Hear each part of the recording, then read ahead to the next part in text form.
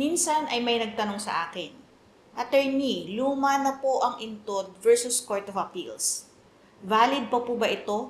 May mas bago na po bang kaso sa impossible crime? Sa video na ito, ipapaliwanag natin kung bakit ang Intod versus Court of Appeals ay nananatiling leading case sa impossible crime. Kahit pa ito ay isang lumang desisyon ng Supreme Court noong October 21, 1992. Ako po si Atty. Claribel Lucila at ipapaliwanag ko ang batas ng malinaw, simple, totoo at para sa lahat.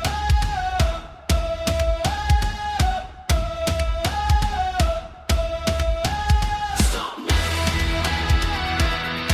2021, binago ng Korte Suprema. Sa ilalim ng Article 4, Paragraph 2 ng Revised Penal Code, may tinatawag tayong impossible crime.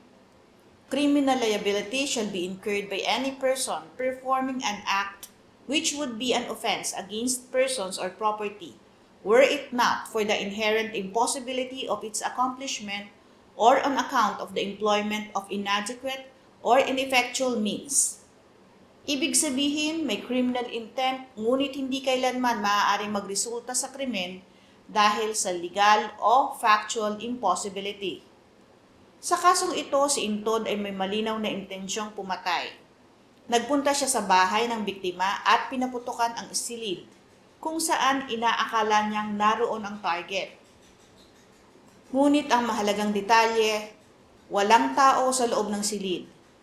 Walang namatay, walang nasugatan, at walang biktima.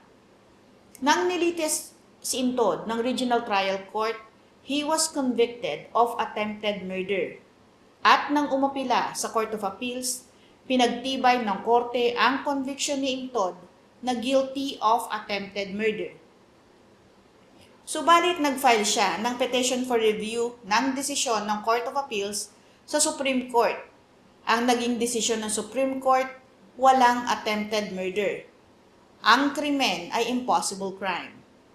Dahil kahit gaano pa kalinaw ang intent, imposible ang consummation ng krimen, sapagkat walang biktima sa lugar ng pinaputukan. Ito ang tinatawag na legal impossibility. Ngunit bakit nga ba hindi attempted o frustrated crime? Mahigpit ang distinction sa criminal law. Ang attempted crime, may posibilidad pa ring maganap ang krimen.